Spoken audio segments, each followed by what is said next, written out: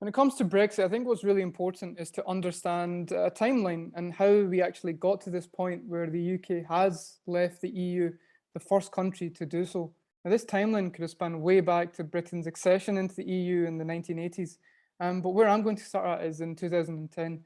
And that was when the Conservatives, a slightly more Eurosceptic party than the Labour Party, won the UK general election.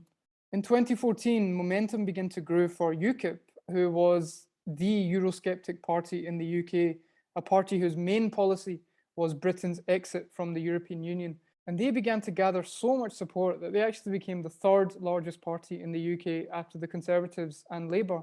And this is remarkable because previously the third largest party was the Lib Dems, and they entered into a coalition with the Conservatives before. And so UKIP becomes the third largest party, and there's now this atmosphere in the UK where people are emboldened by leaving the EU, and the EU finally becomes this topic of discussion, not in a good way.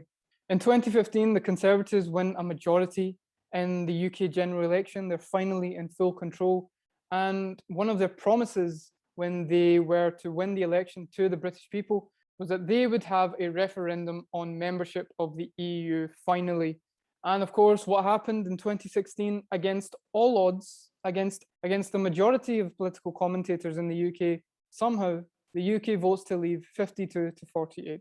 And I distinctly remember turning on the news the day after the election result was called, and remember just thinking, well, what now, right? Because for my life, at least, I was born in 1998. I've never lived a day in my life without having been a union citizen. I was always a union citizen my entire life. So after 20 years, you don't really know how to react to that kind of news. It's not traumatic. It's not a shock. Life doesn't really change. But it was just something interesting in the political sphere, and something that's unprecedented for so many people, especially in my generation.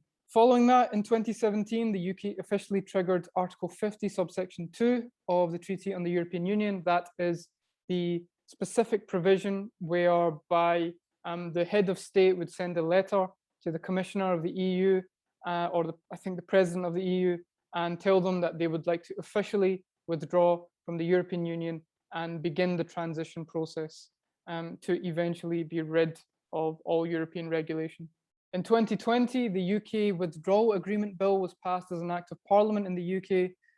Just quickly, between 2017 and 2020, or at least even 2016 and 2020, no one really had a clue what was happening. Every day there would be new news on Brexit and the EU, and it was like a political soap opera in the news every day. I mean, it is one of the biggest news stories and probably one of the longest that's existed since the turn of the new millennium in the UK.